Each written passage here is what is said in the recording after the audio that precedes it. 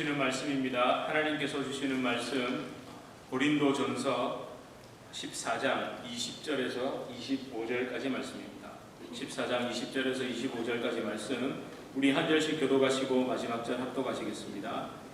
형제들아, 지혜에는 아이가 되지 말고 악에는 어린 아이가 되라. 지혜에는 장성한 사람이 되라. 율법에 기록된 바 주께서 이르시되 내가 다른 방언을 말하는 자와 다른 입술로 이 백성에게 말할지라도 그들이 여전히 듣지 아니하리라 하였으니, 그러므로 방언은 믿는 자들을 위하지 아니하고 믿지 아니하는 자들을 위하는 표적이나 예언은 믿지 아니하는 자들을 위하지 않고 믿는 자들을 위함이니라. 그러므로 온 교회가 함께 모여 다 방언으로 말하면 알지 못하는 자들이나 믿지 아니하는 자들이 들어와서 너희를 미쳤다 하지 아니하겠느냐. 그러나 다 예언을 하면 믿지 아니하는 자들이나 알지 못하는 자들이 들어와서 모든 사람에게 책망을 들으며 모든 사람에게 판단을 받고 그의 마음에 숨은 일들이 드러나게 되므로 엎드려 하나님께 경배하며 하나님이 참으로 너희 가운데 계신다 전파하리라. 아멘. 우리 서로 앞뒤 좌우로 좀 인사하시겠습니다. 반갑습니다. 잘 오셨습니다. 반갑습니다. 아유, 너무너무 반갑습니다. 네.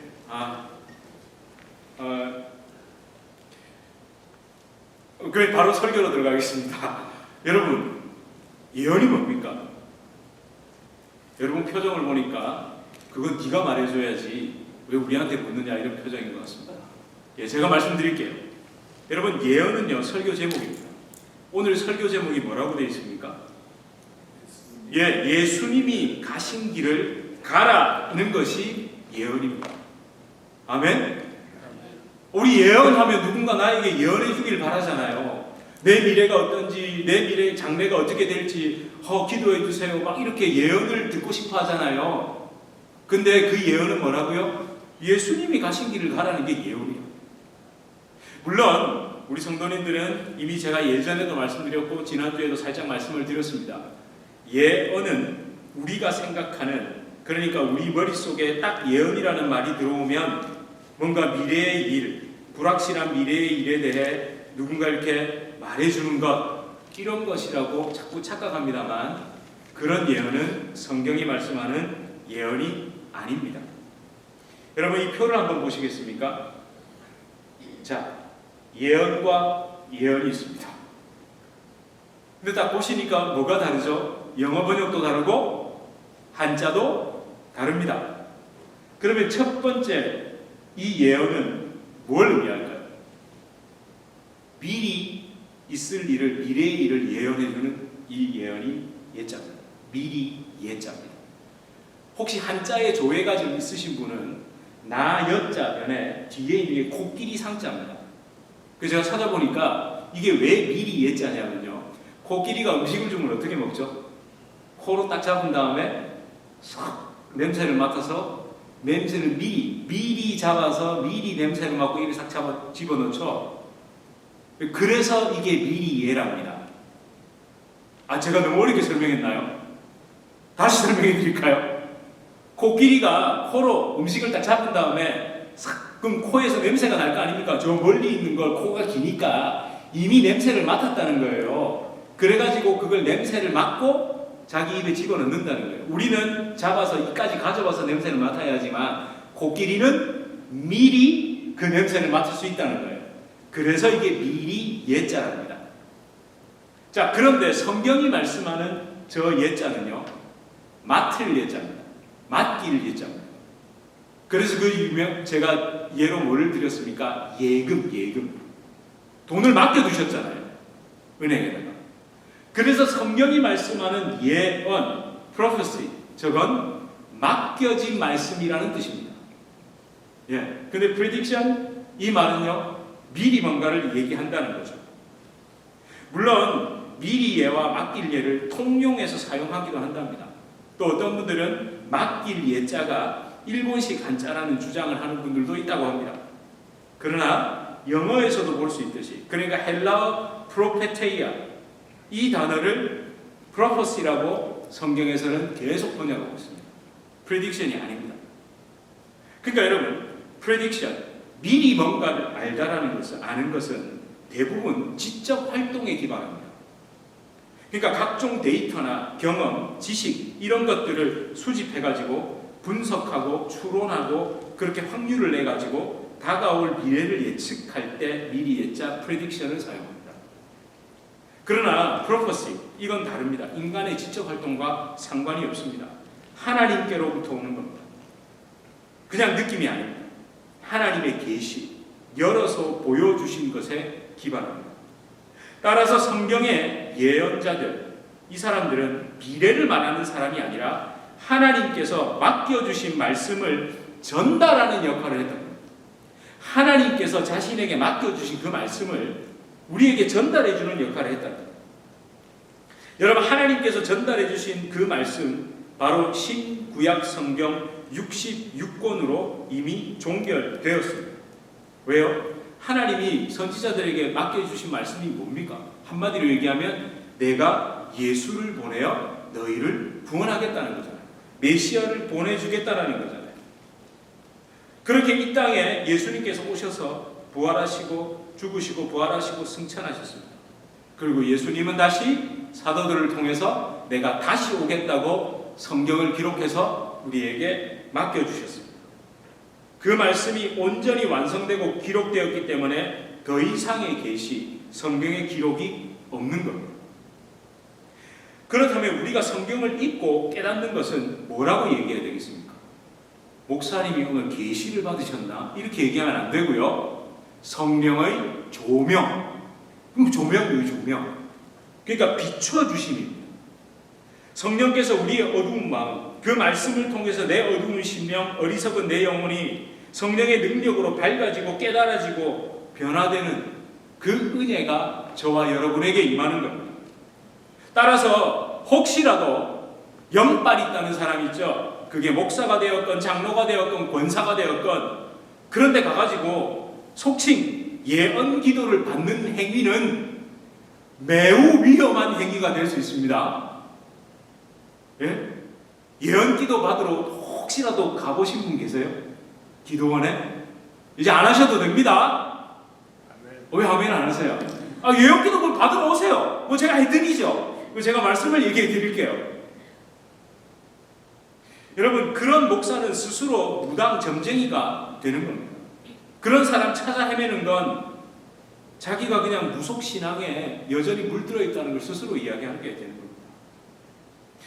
여러분, 예언이 저와 여러분에게 이미 맡겨진 말씀, 주어진 성경 말씀이라는 것을 깨달았다면 고린도전서 14장 23절에서 25절을 통해 예언의 유익이 무엇인지도 바로 알게 됩니다. 여러분, 14장 23절에서 25절을 다시 한번 읽어볼까요? 시작. 그러므로 온 교회가 함께 모여 다 방언으로 말하면 알지 못하는 자들이나 믿지 않는 자들이 들어와서 너희를 미쳤다 하지 아니하겠느냐? 그러나 다 예언을 말하면 믿지 아니하는 자들이나 알지 못하는 자들이 들어와서 모든 사람에게 책망을 들으며 모든 사람에게 판단을 받고 그 마음의 숨은 일들이 드러나게 되므로 엎드려 하나님께 경배하며 하나님이 참으로 너희 가운데 계신다 전파하리라. 아멘. 여러분, 먼저 23절을 다시 한번 보겠습니다. 여러분, 23절은요 방언을 부정적으로 말한 게 아닙니다. 방언은 믿지 않는 자들을 위해서도 필요하다는 겁니다. 왜 그럴까요? 방언으로 하니까 그게 방언이 크게 뭐 두 종류가 있다고 말씀드렸잖아요. 우리가 어떤 외국어의 형태가 될 수도 있고 천상의 언어의 형태가 될 수도 있고, 만약에 그래서 우리는 다 방언을 한다라고 말씀드렸죠. 왜요? 여러분, 모국어를 가지고 계시고 또 영어도 하시잖아요. 우리 사실 다 방언을 가지고 있는 겁니다. 그런데 정말 신비하게 갑자기 제가 이렇게 얘기하다가 영어 방언이 터져가지고 막 영어로 설교를 하면 여러분 어떻게 하시겠어요? 신기하시지 않겠어요? 저도 그런 의사가 좀 오면 안 되나요? 정말 좀 오면 좋겠습니다. 예, 정말 꿈에라도 제가 어젯밤에 어제 공연장 같은데 제가 무슨 설교는 아닌 것 같고 강연을 하는데 처음에 사람이 얼마 없더라고요. 그래서 열심히 뭔가 강연을 하고 있었거든요. 근데 갑자기 있잖아요. 사람이 막 몰려드는데 얼마나 꽉 차 있는지. 그런데 그때부터 목소리가 안 나오는 거예요. 그래가지고 막 혼자 끙끙거리다가 깼거든요. 네. 근데 제가 만약에 여기서 막 영어로 막 이렇게 설교하고 막 이래 보세요. 사람들이 어떻게 보겠습니까? 신기할 거 아닙니까? 안 신기하세요? 굉장히 신기하시겠죠? 그러면 여러분들이 나가가지고 우리 목사 영어 방언 받았다 야 와가지고 들어봐라 이렇게 올 거 아닙니까? 안 올까요? 올 것 같은데. 예. 우리 다 영어 잘하는 게 꿈에도 소원 아닙니까? 예. 혹시라도 저한테 기도받으면 영어 방언이 이렇게 옮겨 붙을까봐 올 것 같아요. 그렇게라도 좀 왔으면 좋겠어요. 그런데 그건 그냥 신기함만 준다는 거예요. 그게 영어 방언이라 다행이지. 만약에 제가 랄랄라 따따따 이상한 소리를 막 하면 왜 뱀 쫓는 소리 있잖아요. 귀신 쫓는다고 막 슉슉 뱀 소리 내고 이러면 처음에는 신기하다가 나중에는요. 저게 이상하다고 미쳤다고 할 거예요. 그런데 24절은 뭐라고 얘기를 합니까? 함께 읽을까요? 시작. 그러나 다 예언을 하면 믿지 아니하는 자들이나 알지 못하는 자들이 들어와서 모든 사람에게 책망을 들으며 모든 사람에게 판단을 받고. 자, 이것도 잘 들으셔야 돼요. 여러분, 그런데 예언을 막 한단 말이에요. 하나님의 그 맡은 말씀을 제가 막 이야기를 한다면 믿는 사람이든 믿지 않는 사람들이 와가지고 모든 사람에게 책망을 들으며 이 말을 예언한다 치고 그 사람의 죄를 지적하는 게 아니라 예언은 뭐라고요? 하나님이 저에게 맡겨주신 말씀입니다. 하나님이 저에게 말씀을 왜 맡겨주셨을까요? 너나 잘하라고 맡겨주신 겁니다. 너 말씀 듣고 변하라고 맡겨주신 겁니다. 그러니까 모든 사람에게 책망을 들으며 모든 사람에게 판단을 받고라는 말은 지적질을 하라는 말이 아니라 제가 말씀 안에서 깨닫고 은혜 받고 변화된 이야기를 여러분과 나누게 되면 25절 뭐라고 합니까? 시작. 그 마음의 숨은 일들이 드러나게 되므로. 아멘. 여러분, 제가 가면을 쓰고 있으면 여러분도 가면 씁니다. 근데 제가 이걸 다 벗으면요, 이 중에 누군가는 벗습니다. 이렇게 말. 다 벗습니다가 아니라 끝까지 안 벗는 사람도 있긴 있더라고요. 그럼에도 불구하고 벗어야 되는 겁니다. 그러니까 그 마음에 숨어 있는 것들, 감춰놓은 것들, 하나님 앞에 내놓지 못하는 것들이 내놓아지더라는 거예요. 왜? 회개하는 걸 보니까 나도 회개해야 되겠다는 마음이 들어온다는 거예요. 나도 예수님을 저분처럼 몰랐었지. 그래, 저분이 예수님, 그 좋은 주님 앞에 저렇게 자신을 내어놓고 변화되고 깨뜨려지는구나. 나도 그래 봐야 되겠다. 제가 그래서 어떻게든 솔직하려고 노력하는 겁니다. 제가 진짜 저는 솔직한 사람입니다. 이게 아니고, 저 있는 모습 그대로 좀 하려는 거예요. 어떻게든 주님 앞에 모자란 제 모습도 부끄러운 줄도 모르고 때로는 얘기를 합니다. 물론 오해도 사기도 합니다. 그걸 약점으로 잡기 피기도 합니다. 요즘 그러더라고요. 절대로 누구한테 가가지고 자기 약점, 자기 단점, 자기 잘못 얘기하지 말라고. 그게 요즘 세상 트렌드잖아요. 왜 얘기하지 말라고 그럽니까? 모자람과 약점을 이야기하면 그 사람을 위해서 기도해주고 마음 아파해 줍니까? 그게 뒷담화거리가 되고 나중에 돌아서 부메랑이 됩니까? 둘 다죠. 돌아와서 부메랑이 되고 뒷담화거리가 되는 거잖아요. 그럼에도 불구하고 교회만큼은 그러지 말아야 하니 목사부터 제 속을 뒤집어 놓으려고 하는 거예요. 여러분, 만약 우리가 진짜 예언이 뭔지 정확하게 이해했다면 내 손에 있는 이 성경 66권에 기록된 모든 예언을 성취하신 예수 그리스도를 만났다면 솔직해질 수 있고요. 막연한 두려움과 불확실성을 품고 미래에 대해 안절부절 궁금해하지 않으셔도 됩니다. 이제 우리는요, 나에게 어떤 말씀이 맡겨졌는지, 오늘 나에게 주시는 말씀이 무엇인지, 나는 말씀에 따라 어떻게 살아야 하는지 이것만 생각하면 되는 겁니다. 미래를 다가올 미래가 어떠십니까? 계시록을 읽어봐야지.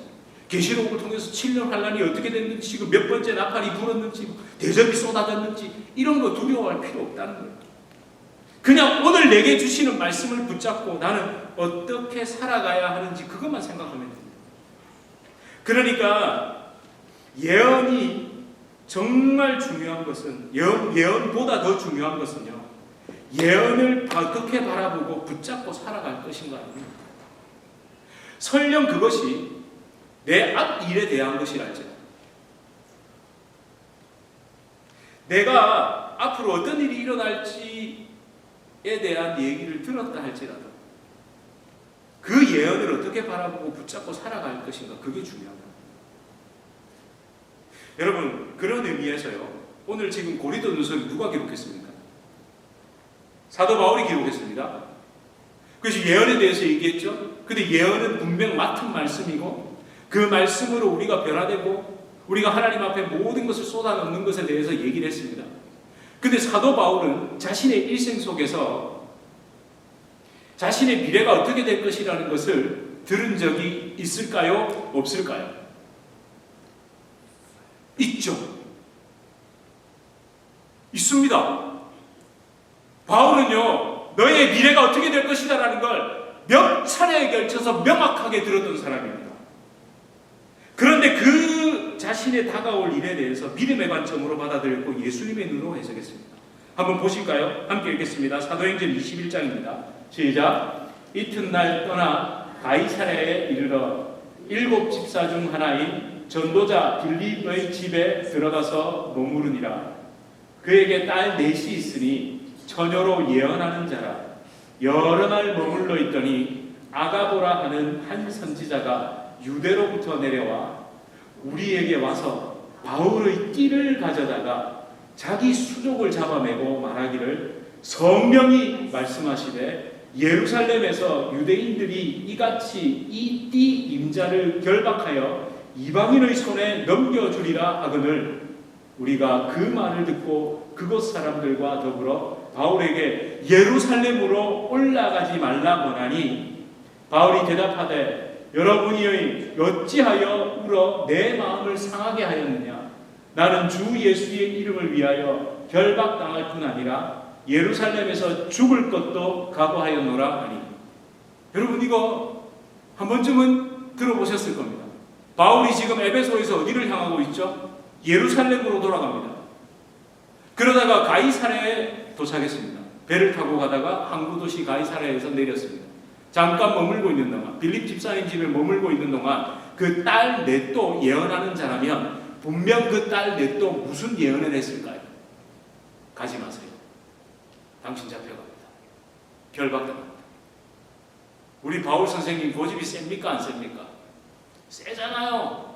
그래도 가겠다고 빡빡 우겼겠죠. 그러자 어디에서부터요? 유대, 예루살렘에서부터 아가보라 하는 예언자, 선지자가 내려옵니다. 내려와서 뭐까지 보여줍니까? 바울의 띠요. 바울이 유대 복장 아시죠? 그냥 긴 통으로 된 복장에 허리에 띠를 두르고 있잖아요. 그 띠를 가져다가 그 띠의 임자, 이 주인이 이렇게 퍼포먼스를 하는 거예요. 꽁꽁 묶여가지고 예루살렘에 가서 이방인의 손에 넘겨질 거다. 이렇게까지 이야기합니다. 그렇게 이야기하니까 모든 사람들이, 바울의 일행과 주변에 있던 모든 사람들이 어떻게 했다고요? 그냥 울면서 제발 가지 말라고 바지가랭이도 붙들고 그렇게 한 거예요. 그죠? 제가 너무 연극을 많이 했으니까? 아니 진짜 그렇게 한 거예요. 그러니까 바울이 오죽하면 왜 이렇게 우냐고, 왜 이렇게 우냐고 진짜 이렇게 말한 거예요. 얼마나 울었으면요. 내 마음을 왜 상하게 하냐? 상하게 한다는 건 열받는 게 아니라는 거예요. 아직도 제 마음을 모르시겠습니까? 왜 제가 가려는지 모르시겠어요? 이 말입니다. 나는 주 예수의 이름을 위하여 결박당할 뿐 아니라 예루살렘에서 죽을 것도 각오했습니다. 여러분, 이게 바울의 어떤 선교적인 사명, 순교적인 사명을 자신이 감당하겠다는 이야기로 보이세요? 그랬다면 이건 바울의 고집이고 바울의 신념일 가능성이 있습니다. 그렇다면 바울은 지금 무엇 때문에 이렇게 얘기했을까요? 여러분, 예수님의 기도가 떠오르지 않으세요? 예수님은 당신이 십자가에서 죽으셔야 된다는 걸 알고 계셨습니다. 근데 겟세마네에서 어떻게 기도하셨습니까? 이 잔을 내게서 옮겨달라고. 그러나 내 뜻이 아니라 아버지의 뜻대로 해달라고. 예수님과 똑같이 결박되어서 예루살렘에서 이방인의 손에 넘겨질 것이 그리스도인인 내가 가야 할 그 길이라는 걸 알고 있었던 거예요. 여러분, 모든 사람들의 의견은, 그러니까 성령이 하셨대잖아요. 성령이 말씀하셨대잖아요. 가면 잡히고 죽는다. 그걸 듣고, 그 미래에 대한 이야기를 듣고 모든 사람의 의견, 인간의 해석은 예루살렘으로 가지 말라 했습니다. 그렇지만 바울은 아니, 나는 주님이 걸어가신 그 길로 가야 된다는 걸 알아요. 그러니까 미래의 사실보다 그걸 어떻게 바라보고 붙잡고 해석하느냐에 따라서 완전히 달라졌습니다. 여러분, 이겁니다. 예언에 대한 해석 차이. 대부분의 사람들은 예언을 들을 때 뭘 듣고 싶어 하겠습니까? 좋은 말, 잘 될 거라고, 길할 거라고, 아주 잘 풀릴 거라고, 이걸 듣고 싶어 하잖아요. 근데 안 될 거라고, 잡혀갈 거라고, 붙들려 갈 거라고, 아주 고생할 거라고 이러면 다 어떻게 합니까? 안 하잖아요. 역시 우리 늦어진 주님의 교회 성도님들은 다르십니다. 예수님이 가신 길을 가는 것, 그게 진짜 성령의 음성이라고 바울은 붙잡은 겁니다.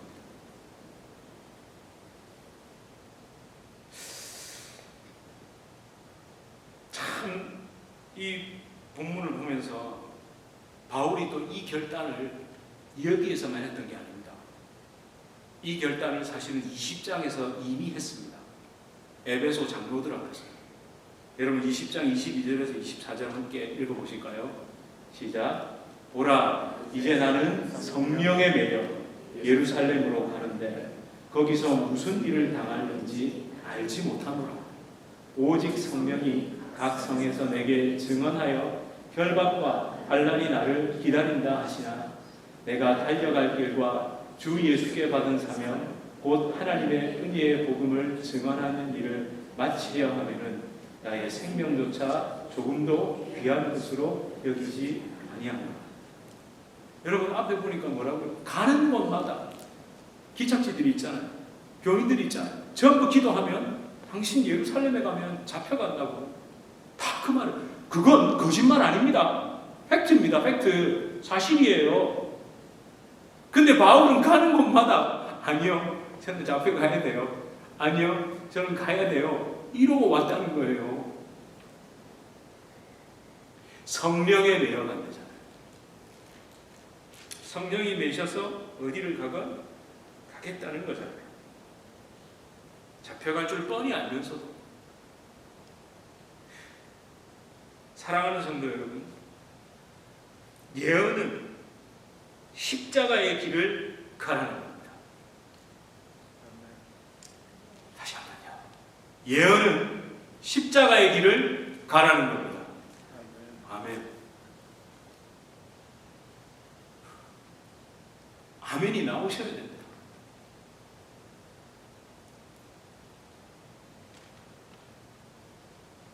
예수님이 가신 길을 믿음으로 걸으라는 게 예언입니다. 근데 우리는 다 미꾸라지처럼 환난, 고난, 어려움 빠져나가기를 원합니다. 성령의 동행하심, 그 은혜 주심 안에서 견디고 버티고 인내하고 승리하기보다 요리조리 빠져나가는 게 하나님이 나를 축복하시는 거라고 생각한다니까. 제가 사실 오늘 말씀을 준비하고 묵상하면서 여러분과 함께 교회를 개척하도록 하나님 은혜를 베푸신 그때, 특히 2016년에서 그 17년 초반 사이 제가 여기 못 들어오고 있을 때 성경을 통해 주신 말씀, 맡겨주신 말씀, 그때 주신 예언이 저에게 떠올랐습니다. 놀랄 준비를 좀 하시기 바랍니다. 예? 그때 예언이 있었다니까요. 성경 말씀. 어떻게 해야 우리 성도님들을 좀 놀래킬 수 있을까요? 우와, 우리 목사 진짜, 저도 좀 그래 봤으면 좋겠습니다. 사실 함께 읽었던 사도행전 20장과 21장이었습니다. 제가 그때 처음으로, 그래, 이게 예언이네. 여러분, 그 예언자들 있잖아요. 아가보를 비롯해서 빌립 집사님의 딸들, 그 사람들 무당 아닙니다. 진짜 예언자들입니다. 모두가 기도하면 그가 그렇게 될 거라는 걸 알았으니까 그대로 얘기했잖아요. 근데 그걸 바울이 어떻게 해석을 했냐가 중요한 겁니다. 바울은 그래, 우리 예수님도 뻔히 잡혀가실 줄 알고 게세마네에서 잡혀가셨잖아. 그죠? 이게 굉장히 어렵습니까? 지금 여러분의 그 원함을 깨서 좀 섭섭하십니까? 꽃길만 걸어라 이래주고 싶은데 그렇게 말을 안 해줘서 답답하세요? 속상하세요? 근데 어쩌겠습니까? 성경은 이렇게 기록되어 있는데요. 여러분, 그 기록, 그 말씀, 이 말씀이 저에게 맡겨졌습니다. 여러분, 제가 미국으로 간다고 그러니까 제 미래, 제 앞날에 대해서 두 가지 큰 반응이 있었습니다. 제가 오늘 두룽스하게 말씀드릴게요. 두 가지가 뭘까요? 첫 번째는 꽃길, 두 번째는 고생길, 가시밭길. 그러니까 미래로 미국으로 가야 하는 저에게 저의 미래를 꽃길로 해석하는 사람들이 있었습니다. 그 사람들이 왜 꽃길로 해석했을까요? 그러니까 제가 미국에 가서 학위를 받고 교회를 개척해가지고 부흥시키면 다음 스텝, 다음 길이 열릴 거라고 얘기했습니다. 그리고 또 많이 얘기했던 게 뭐였냐면 아이들의 교육이었습니다. 네, 미국 가서 공부시키는 거. 심지어 저한테 무슨 얘기인 줄 아세요? 저 신데렐라라고 얘기도 들었습니다. 신데렐라요. 신데렐라 더 이상 설명 안 드려도 알겠죠? 왕자님 만나서 대박 났잖아요. 여러분, 그렇다면 어떤 사람들이 저의 미래에 대해서 목사님 꽃길이라고, 꽃길이 열렸다고 얘기를 했을까요? 본인이 미국에서의 학력, 경력으로 자리를 잡고 잘된 사람들, 본인이 미국에서 자녀 교육한 사람들, 본인이 미국에서 너무너무 살고 싶었던 사람들, 저에게 꽃길이 활짝 열렸다고 얘기해 줬습니다. 그렇다면 두 번째, 미국으로 가야 하는 저에게 고생길이 열렸다고 해석하면서 제 바짓가랭이를 붙들었던 사람들도 있었습니다. 그들은요, 뭐하러 고생길을 가려느냐고 말했습니다. 저를 말렸습니다. 자, 그럼 그들의 이유는 뭐였을까요? 예? 그러니까 저와 집사람이 그때까지 40대 중반을 살아가면서 한국에서 쌓아놓은 경력이나 무슨 커리어 이런 것들이 있을 거 아닙니까? 그런 걸 보면서 자리 잡았는데 인정받고 있는데 뭐하러 그 나이에 미국 가서 밑바닥부터 고생하느냐, 이거였습니다. 자, 이 경험을 저만 했을까요? 아닙니다. 그때 저와 우리 함께 개척했던 분들 다 그 얘기 들었습니다. 꽃길, 개척하시면 막 우리가 함께 하겠다고 막 부흥할 거라고 막 다 그랬습니다. 그리고 고생길이라고 말한 사람도 있습니다. 그 나이에 뭐하러 하냐? 뭐하려고 그 고생하냐고, 이제 편하게 살 때도 됐는데. 그런 말들을 하셨대요. 들으셨대요. 그러니까 교회를 개척하면 꽃길 또는 고생길, 자기들 관점으로 다 생각하는 거예요. 그런데 저희 성도님께 이런 말을 하신 분이 계셨답니다. 교회를 개척한다고 하니까 부럽다라고 말하는 사람도 있었다. 부럽다.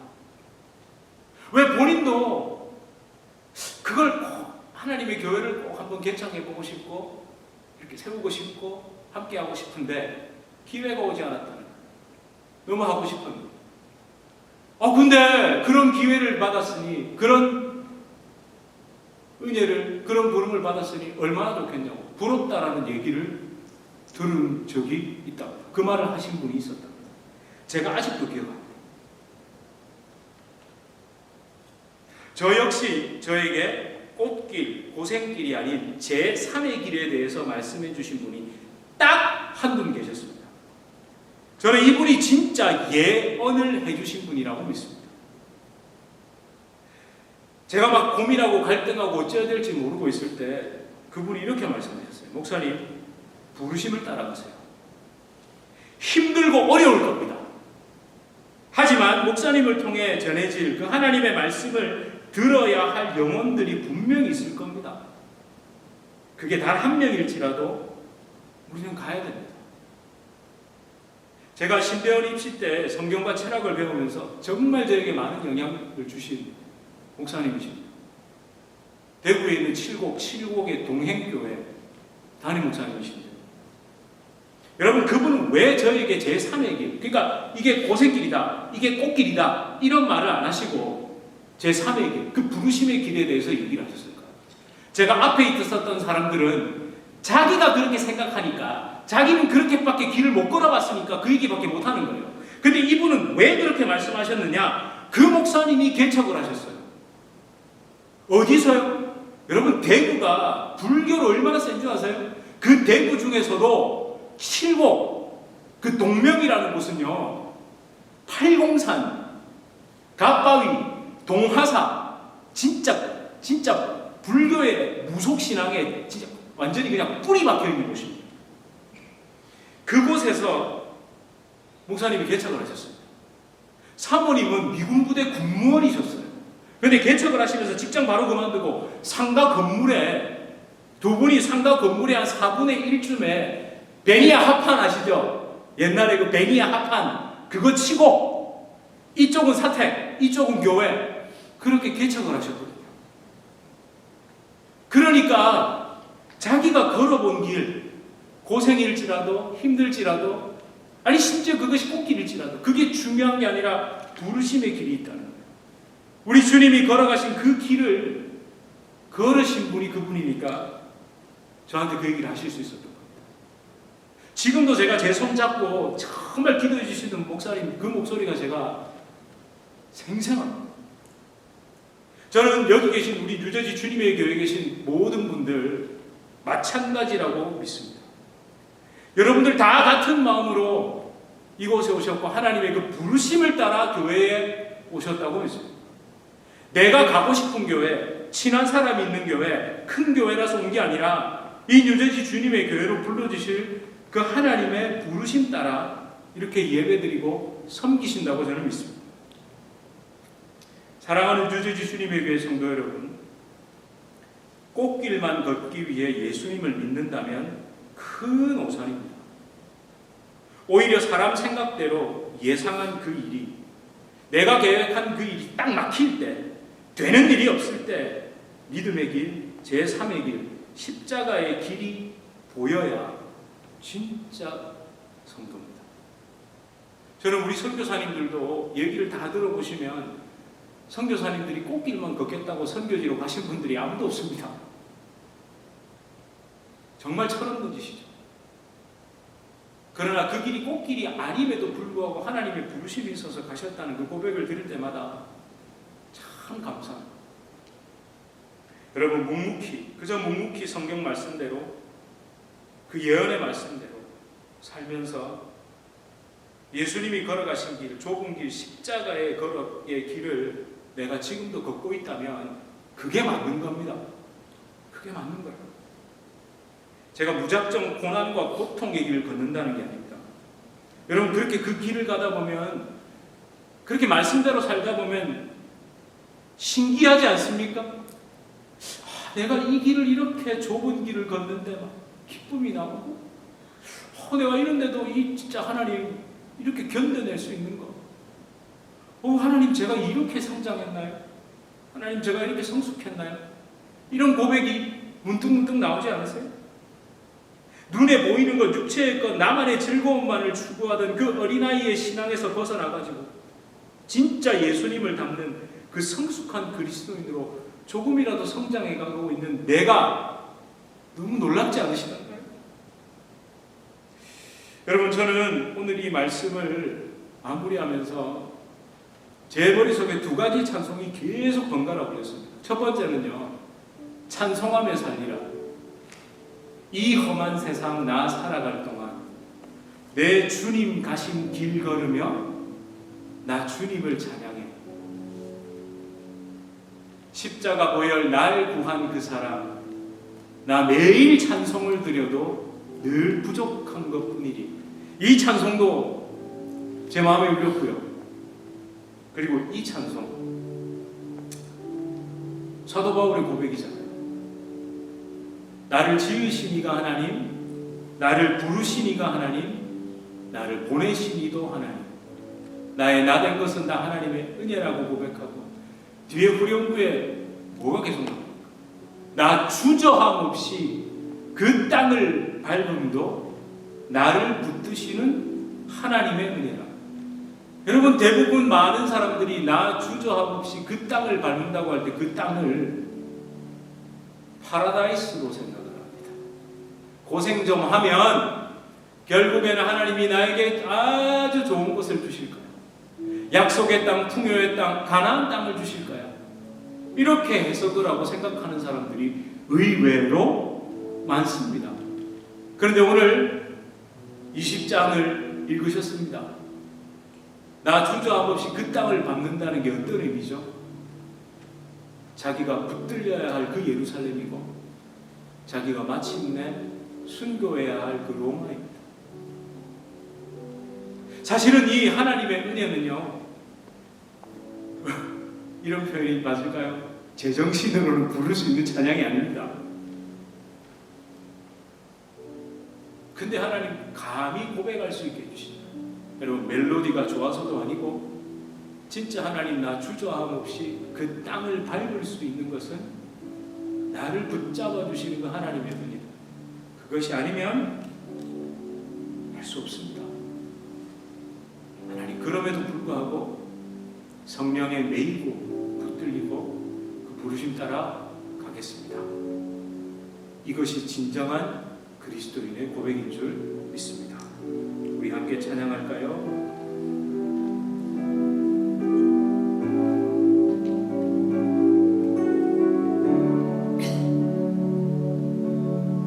나를 지으시니가, 나를 지으시니가 하나님, 나를 부르시니가 하나님,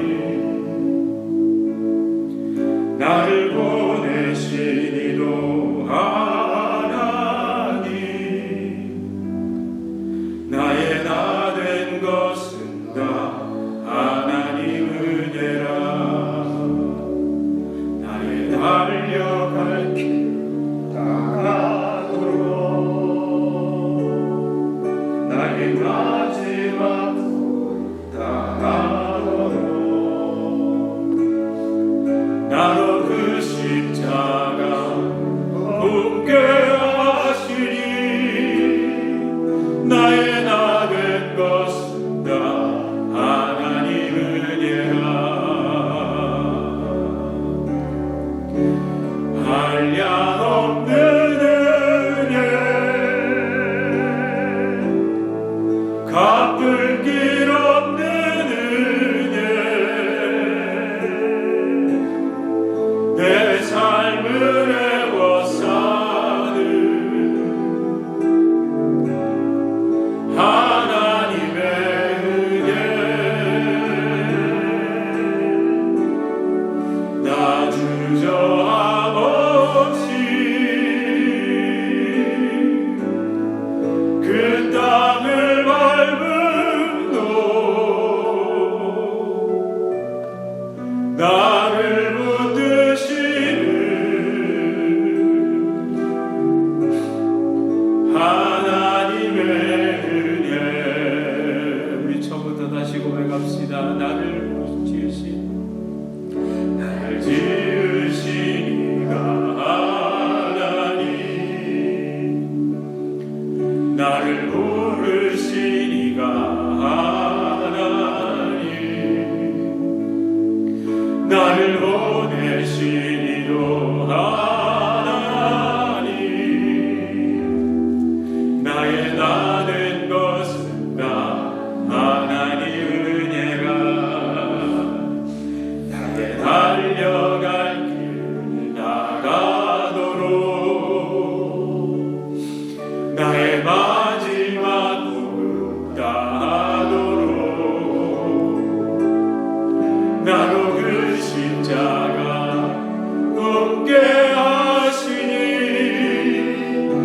내가 된 것은 나 하나님을 내라. 한량없는 은혜, 갚을 길 없는 은혜, 내 삶을 애워싸는 하나님의 은혜. 나 주저함 없이 그 땅을 밟음도 나를 붙드시는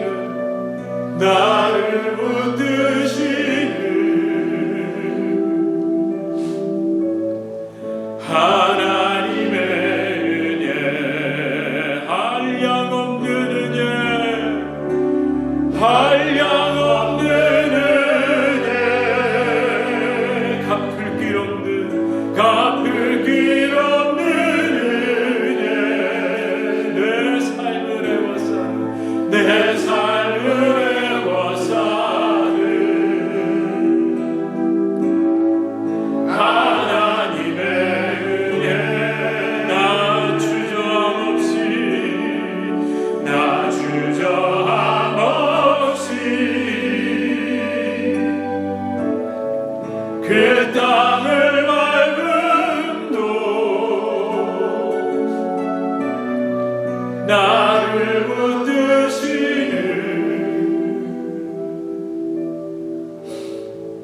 하나님의 은혜.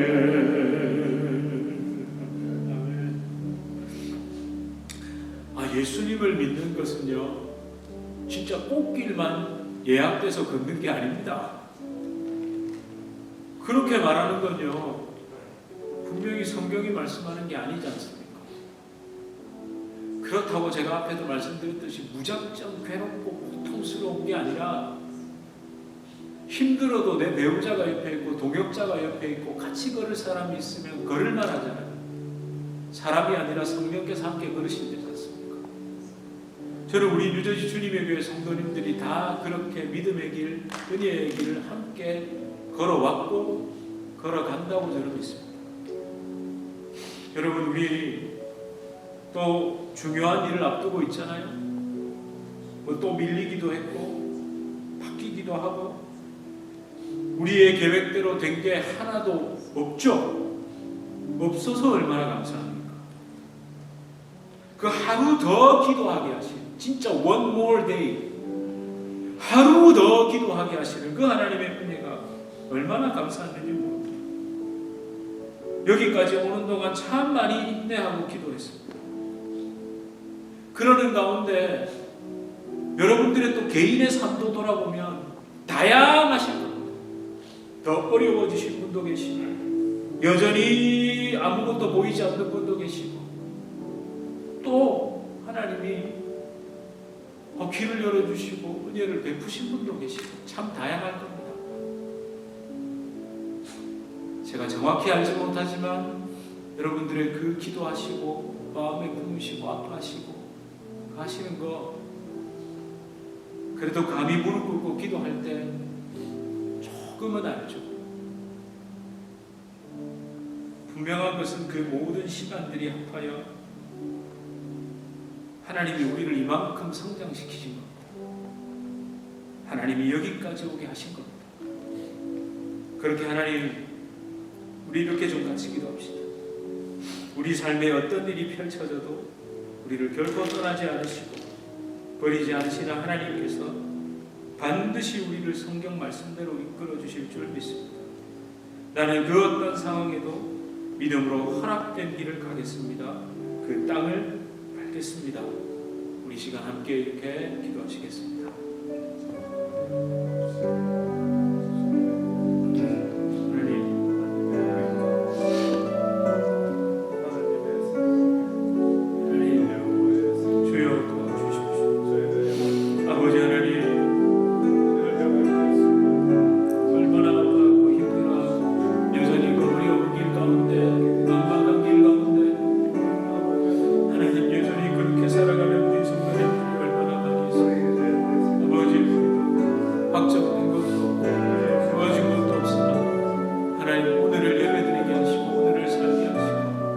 사람을 더 기도하게 하신 그 은혜가 너무 감사합니다. 하나님 그렇게 우리에게 낮은 마음을 주셔서 감사합니다. 하나님 우리에게 그렇게 납작을 드리는 마음을 주셔서 감사합니다. 그 작은 은혜에도 주님 함께 들리는 마음으로 주님의 주신 은혜를 보게 하셔서 감사합니다.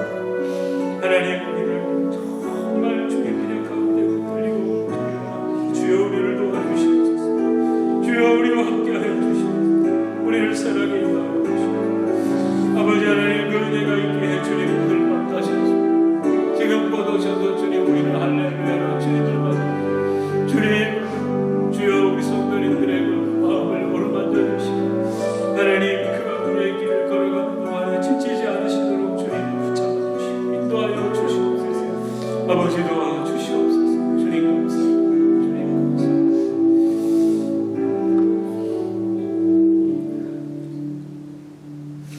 하나님 성경은 꽃길만 걸을 거라고 말씀한 적이 단 한 번도 없습니다. 말씀대로 살아가면 환난도 있고 핍박도 있다고 말씀하셨습니다.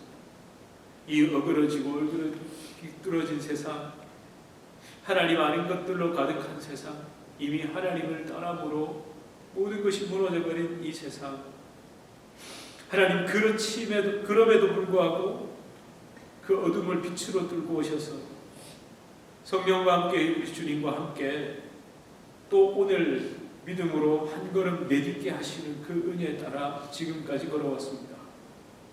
하나님 우리 성도님들이 정말 이 미국 땅까지 오셔서 또 미국에서 살아가시면서 얼마나 많은 어려움을 겪으셨습니까?